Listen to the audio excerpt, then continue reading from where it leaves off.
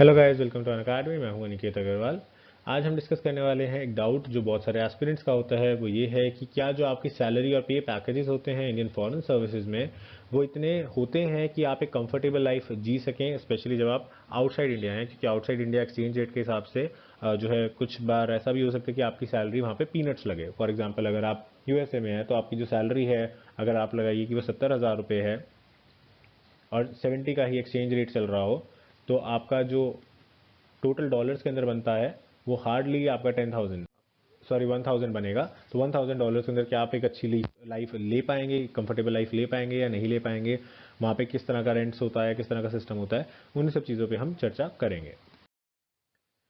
तो देखिएगा, इस चर्चा को समझने के लिए हमें देखना होगा कि अगर आप आईएफएस ऑफिसर बन जाते हो तो आपके ग्रेड्स क्या क्या होते हैं, तो उससे आपको आइडिया आ जाएगा। तो इनिशियली आप जब ज्वाइन करोगे तो आप जूनियर टाइम स्केल पे ज्वाइन करोगे, जो कि होगा लेवल 10। आज की डेट में जो गवर्नमेंट ऑफ इंडिया का चार्ट है उसके हिसाब से लेवल 10 ग्रेड पे 5400। इसके अंदर जो आपकी मिनिमम सैलरी होती है वो होती है 56,100 रुपीज़, प्लस आपके जितने भी अलाउंसेस हैं, जिसके बाद आपका जो टोटल है वो आ जाता है अबाउट 70,000 रुपीज़। तो 70,000 रुपीज़ पर मंथ की आपकी स्टार्टिंग सैलरी बड़े आराम से बन जाती है जब आप स्टार्ट करते हो लेवल 10 के ऊपर। उसके कुछ सालों बाद ही आपकी प्रमोशन हो जाती है एंड आप आ जाते हैं सीनियर टाइम स्केल के अंदर। सीनियर टाइम स्केल के अंदर आपको लेवल 11 मिल जाता है और आपका जो ग्रेड पे है वो भी इंक्रीज होकर हो जाता है 6600। इसके अंदर जो आपकी बेसिक सैलरी होती है मिनिमम, वो हो जाती है 67,700 प्लस अलाउंसेस। तो जो आपका टोटल आता है it is about 80,000 rupees per month. तो आपका 10,000 सीधा सीधा बढ़ जाता है कुछ ही सालों के अंदर। उसके बाद आपको अगेन 4-5 साल की और नौकरी के बाद आप आ जाते हैं लेवल नंबर 12 के ऊपर, जो कि होता है junior administrative grade, which is considered as a senior grade. तो आप सीनियर ग्रेड ऑफिसर बन जाते हैं, 7600 के अंदर आप पहुंच जाते हैं, आपका ग्रेड पे इंक्रीज हो जाता है और आपकी जो सैलरी है वो 78,800 मिनिमम हो जाती है, प्लस आपके अलाउंसेज हो जाते हैं एंड आपका जो टोटल है वो अराउंड 95,000 रुपीज़ बन जाता है। उसके बाद आ जाता है आपका सिलेक्शन ग्रेड। सिलेक्शन ग्रेड के अंदर आप सीनियर ऑफिसर डेजिग्नेट हो जाते हैं। अब आप सीनियर ऑफिसर्स की कैटेगरी के अंदर आ जाते हैं। सीनियर ऑफिसर्स के अंदर आप हो जाते हो पे बैंड 4 ऑफिसर।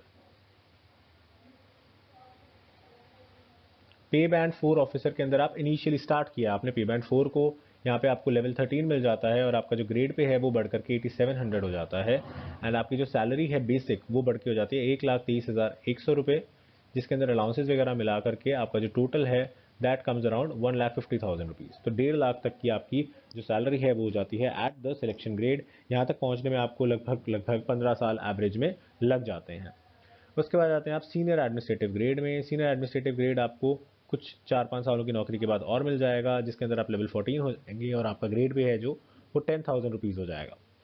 10,000 ग्रेड पे वो है जिसपे मेजॉरिटी जो लोग होंगे वो रिटायर हो जाएंगे। Of course depending on the age आपका जो थोड़ा बहुत टाइम है वो बच भी सकता है। इसके अंदर जो आपकी बेसिक सैलरी है वो होगी 1,44,200 रुपीज़, प्लस अलाउंसेज मिला करके आपकी होगी एंड उसके बाद आपका जो टोटल आएगा वो अराउंड, यहाँ पे मैं लिख रहा हूँ, 1,80,000 रुपीज़ आ जाएगा। तो इसमें भी आप अच्छे से बड़े ही आराम से बड़े ही सुपीरियर वे में अपनी जो ज़िंदगी है आप काट सकते हो। आप देख रहे हो कि फाइनेंशियल लेवल पे कुछ भी डिफिकल्टी नहीं है एंड ये जो सैलरी है ये अपार्ट फ्रॉम पर्क्स है। जो आपके पर्क्विजिट्स हैं जिसके अंदर आपको घर, गाड़ी, बंगला, नौकर वगैरह दिए जा रहे हैं वो सब अलग हैं। वो सब आपको यहाँ से कुछ खर्च नहीं कर रहे हैं, ये सीधा आपके बैंक में आ रहा है। एक्स्ट्रा खर्चे तो आपके मतलब जो भी आपके एक्स्ट्रा खर्चे होते हैं, गाड़ी का, बंगले का, रहने का, एजुकेशन का, वो सब आपको कुछ भी खर्च नहीं करना है यहाँ पे। इसके बाद आप जब हाई कमिश्नर या एम्बेसडर ग्रेड में आ जाते हैं तो आप तो हिज एक्सीलेंसी बन जाते हैं। तो अगेन आपका जो लेवल है वो काफ़ी ज़्यादा इंक्रीज हो जाता है। तो इसके अंदर आपको इनिशियली लेवल 15 मिलता है, जिसके अंदर ग्रेड पे कुछ नहीं होता।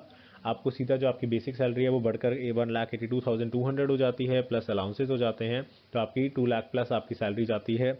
कुछ साल अगर आप और जो है नौकरी में रहते हैं तो आप इसके बाद लेवल 16 के अंदर आ जाते हैं। लेवल 16 के अंदर जो आपकी सैलरी होती है वो 2,54,5,000 हो जाती है, प्लस अलाउंसेज आपके हो जाते हैं। तो अगेन ये एक किस्म का इंक्रीमेंट होता है आप कह लीजिए। एंड उसके बाद लास्टली अगर आप finance secretary, I am sorry finance secretary बोल दिया मैंने, अगर आप फॉरेन सेक्रेटरी बन जाते हैं तो फॉरेन सेक्रेटरी ऑफ इंडिया बन जाते हैं तो आपकी फिक्स्ड सैलरी हो जाती है लेवल 17 पे एंड दिट इज़ 2,25,000 रुपीज़। तो वहाँ पे आप जाते हैं तो आपकी 2,25,000 फिक्स सैलरी बन जाती है फॉरेन सेक्रेटरी बनने के बाद। तो आप देख रहे हो कि जो आपका पैकेज है जो सरकार आपको दे रही है वो काफ़ी अच्छा है, एंड आपको किसी भी देश में किसी भी तरह से डिफ़िकल्टी किसी भी तरह की नहीं आएगी with respect to money. And जैसा कि मैंने आपको बताया कि पैसे के अलावा आपके जो भी अदर एक्सपेंसेस होते हैं वो भी सरकार जो है वो बॉर्न करती है, जिसके अंदर आपका हाउस हो गया, कार हो गया, जो कि मेजॉरिटी चंक ऑफ आपका सैलरी का पोर्शन लेके जाता है। इसके अलावा जो आपकी एजुकेशन है 2 बच्चों तक की, वो गवर्नमेंट जो है वो स्पॉन्सर करेगी। मेडिकल एक्सपेंसेस जितने भी हैं आपके उनके अंदर जो है सरकार कंट्रीब्यूट करती है, तो आपका जो मेडिकल खर्चा है वो भी नहीं होता। एंड ऑफ कोर्स अगर आप इंडिया में पोस्टेड हैं तो आपको आपके रैंक के हिसाब से सारा कुछ मिलेगा, आपको एट पैरिटी विद आईए सब कुछ मिलेगा, चाहे घर गाड़ी बंगला ऑफिस जो भी चीज़ें हैं, बाहर भी आपको कोई दिक्कत नहीं आती है।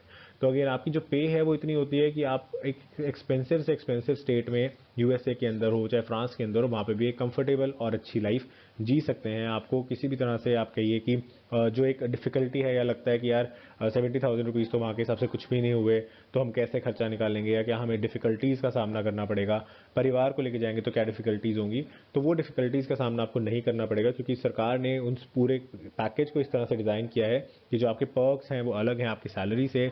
तो अगर आपकी जो सैलरी है वो 70K है, तो भी आप इनिशियल सैलरी की मैं बात कर रहा हूँ, तो अल्टीमेटली तो ये बढ़ती रहेगी टाइम के साथ साथ, तो भी जो आपके पर्क्स हैं वो पर्क्स इतने ज़्यादा हैं कि वो आपके 70K से ज़्यादा के आपके पर्क्स मिल जाते हैं। तो आप टोटल पैकेज लगा के चलिए कि आपका इनिशियली 70,000 पर मंथ का नहीं है, 1.5 लाख रुपए पर मंथ का है, क्योंकि आपको पर्क्स भी लगभग उतने ही अमाउंट के सरकार प्रोवाइड कर देती है, जिसके अंदर आपका medical, education, house, car, fuel सब कुछ आ जाता है।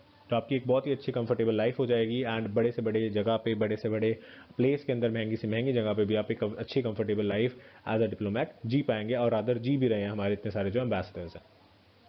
So this was all about this video. I hope आपका जो डाउट था वो क्लियर हो गया होगा, एंड आपको कुछ जानने को भी मिला होगा। Thank you for watching this video. Have a nice day.